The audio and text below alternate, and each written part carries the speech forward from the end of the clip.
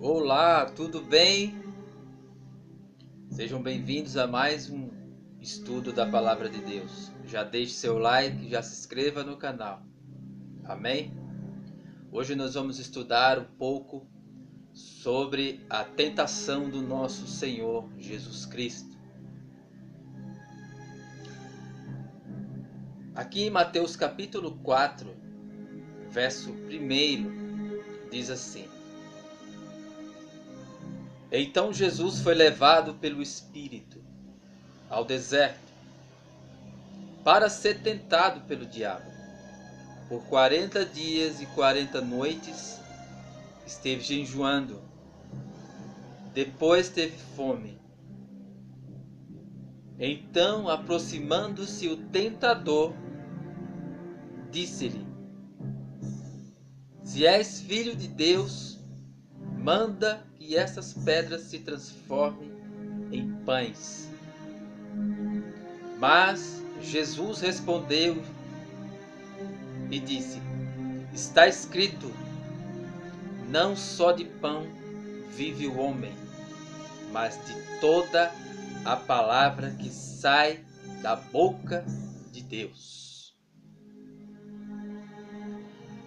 Essa passagem que Jesus citou aqui está escrito em Deuteronômio 8, versículo 3, e também em Sabedoria 16, verso 20.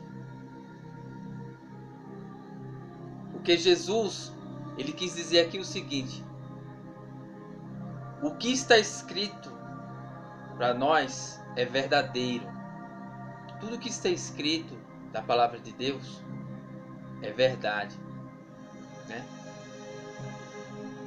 No versículo 5 diz assim: Então o diabo levou a cidade santa e o colocou sobre o pináculo do templo e disse-lhe: Se és filho de Deus, atira-te para baixo, porque está escrito: Ele dará ordem a seus anjos a teu respeito, e eles te tomarão pelas mãos, para que não tropeces em nenhuma pedra. Essa passagem que Satanás citou aqui está em Salmo 91, verso 11 a 12. Qual era a meta dele aqui? A meta dele aqui era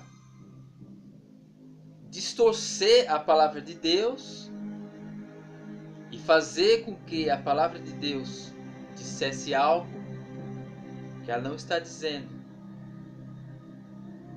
Então existe uma artimanha por trás de pastores, pregadores falsos, que não são pregadores verdadeiros, pregadores que querem lucrar. Isso está dentro do sistema religioso. O que acontece é isso: nós vivemos em um mundo onde existe uma luta entre o bem e o mal, onde existem os pregadores da verdade, os pregadores de Deus, aqueles que pregam a Bíblia dentro do seu contexto. Mas também existem os pregadores que Satã está por trás deles. E esses faz justamente o que ele fez aqui. Você viu que ele citou um texto de Salmo, distorceu o texto e fez o texto dizer algo que o texto não está dizendo. O que ele queria é que Jesus pulasse, e aí Jesus ia pular e Jesus ia tentar o Senhor, né? Aí veja o que Jesus lhe responde. Respondeu-lhe Jesus: Também está escrito: Não tentarás ao Senhor teu Deus. Essa passagem que Jesus citou aqui está em Deuteronômio 6,16. Está escrito em Deuteronômio também 6,13. Então você vê, Ele pegou um texto, Satã pegou um texto fora do contexto, para que Jesus pulasse lá de cima. Aí Jesus rebate agora com o texto dentro do contexto e responde: também está escrito, não tentarás ao Senhor teu Deus. Então você vê, os falsos mestres, os falsos pregadores, falsos pastores, falsos profetas, faz justamente isso daqui. Nas igrejas, dentro das religiões, dentro do sistema religioso. Pega texto fora do contexto e faz o texto dizer algo que o texto não está dizendo. Né? Você quer ver um exemplo?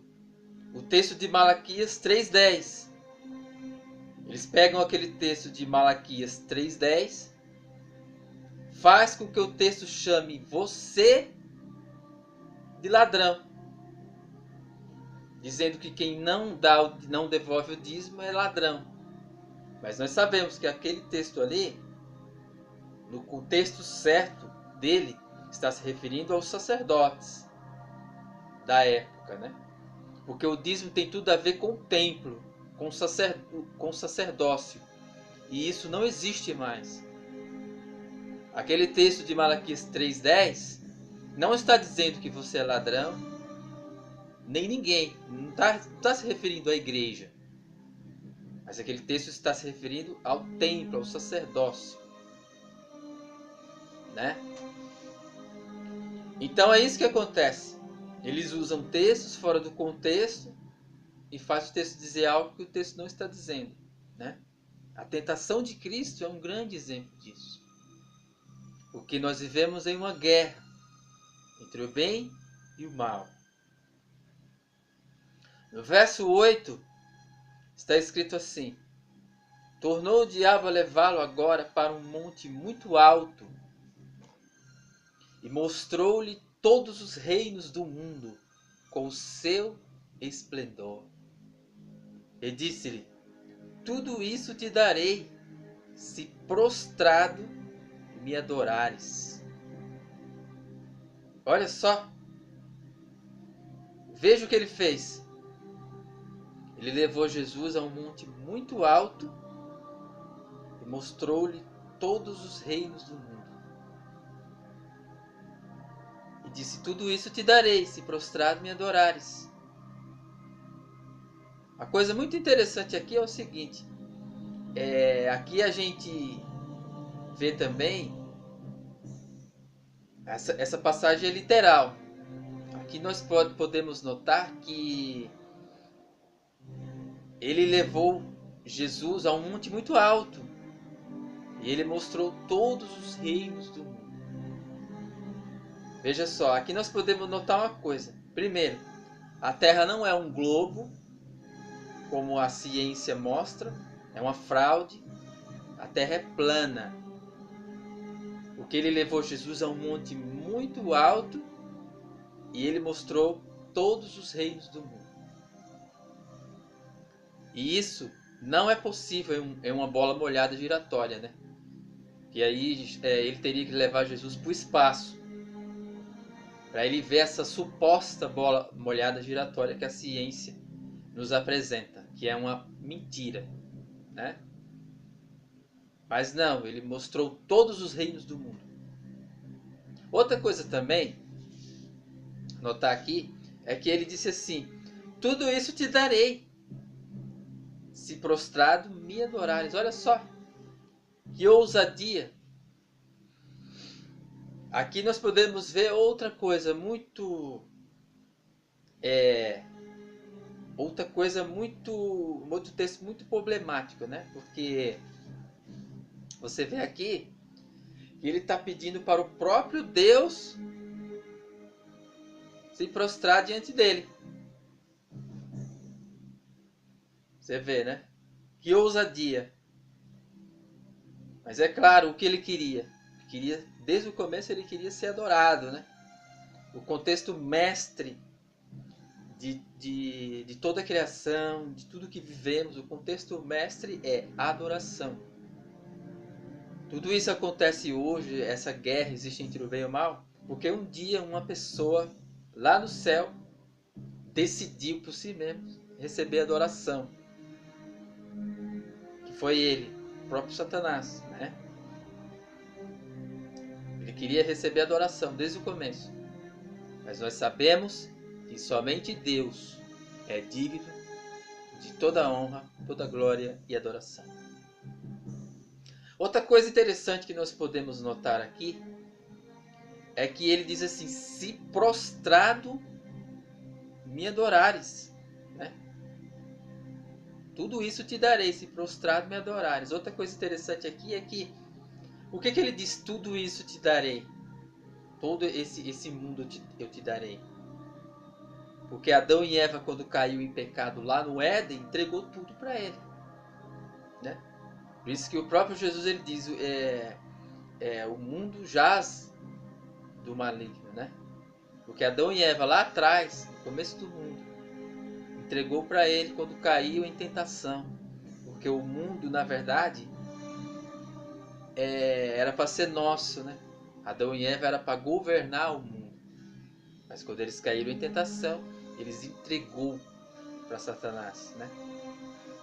Por isso que ele diz: tudo isso te darei. Por quê? Porque ele tem entre aspas, né, um certo domínio sobre o mundo. Quando Adão e Eva pecou lá, entregou para ele, né, aquilo que é nosso por direito. Quando eles caíram, ele entregou. Outra coisa que ele diz: se prostrado me adorares. Aqui a gente vê também a importância que existe em nós dobrarmos o joelho diante do nosso Deus. É muito importante. Satã fica irado quando nós dobramos o nosso joelho diante do Criador. Porque ele quer isso daí para ele, né? Existem pessoas que fazem isso, né? E dobram o joelho diante dele. Infelizmente ele tem pessoas que servem a ele, né? Mas nós não. Nós servimos ao nosso Senhor Yahvé, Yahushua, nosso Senhor e Salvador Jesus Cristo, né? Então ele disse: tudo isso te darei, se prostrado me adorares. Aí que Jesus diz: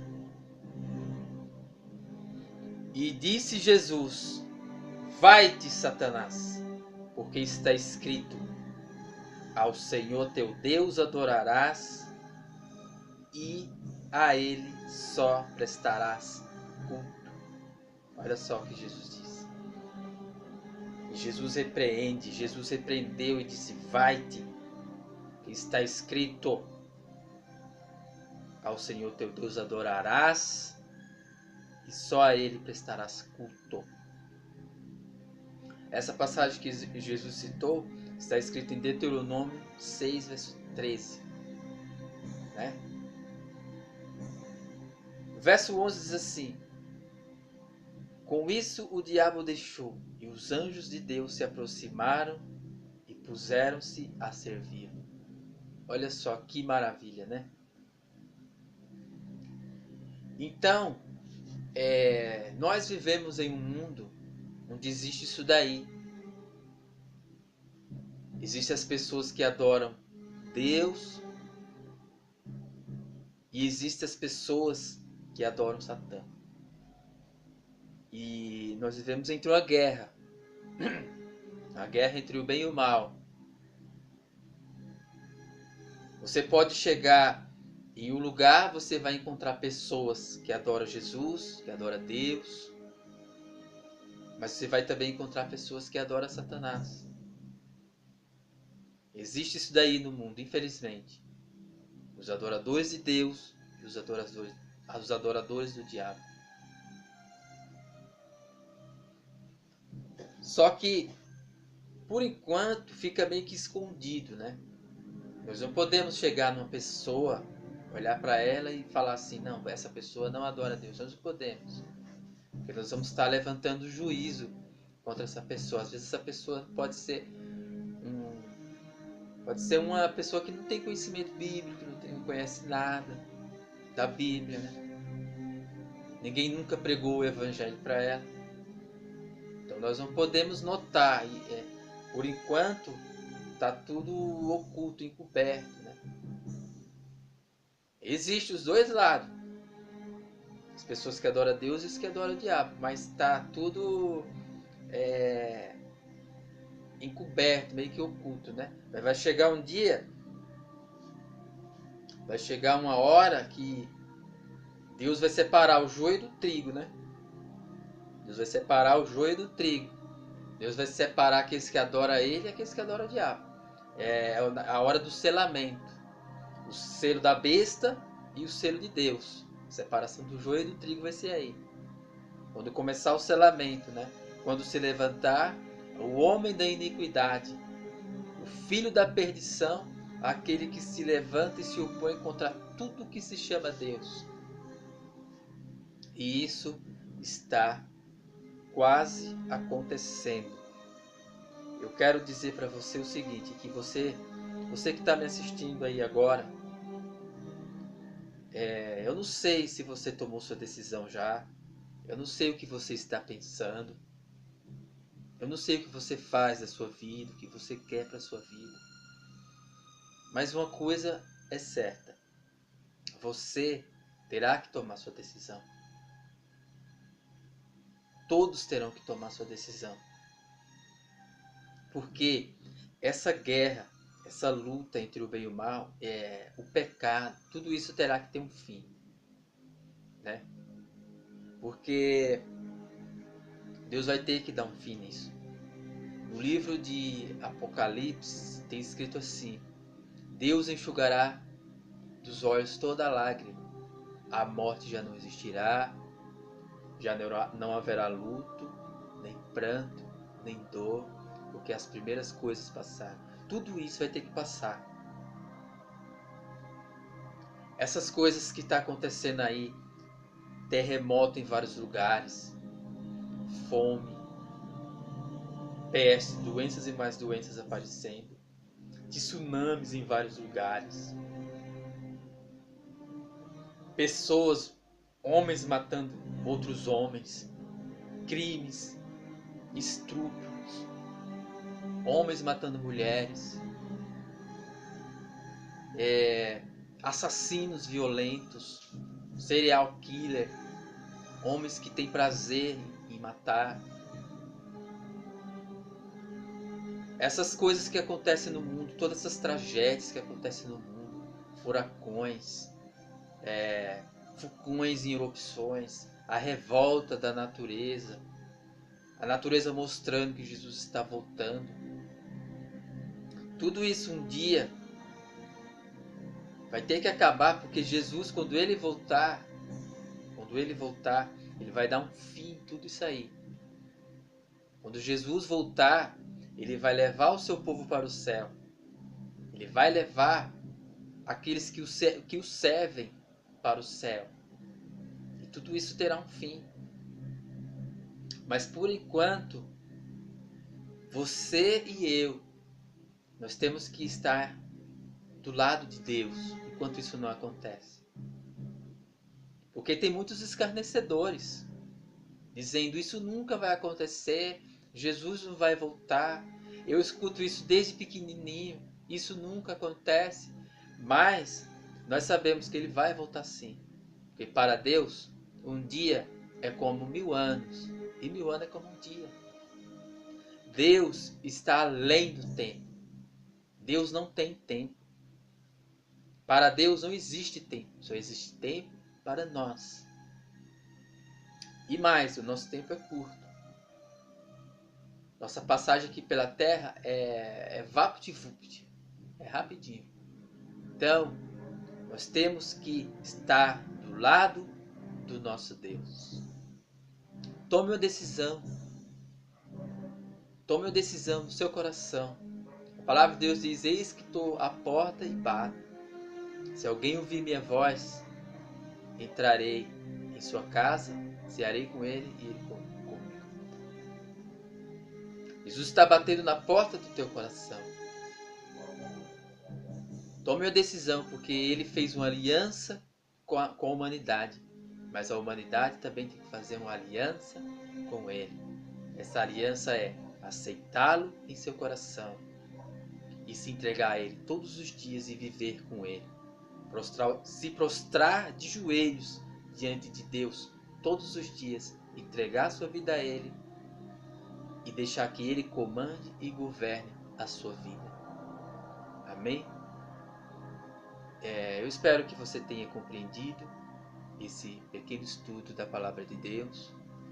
Deixe seu like, se inscreva no canal e que Deus te abençoe, te guarde, te ilumine. Em nome do Senhor Jesus.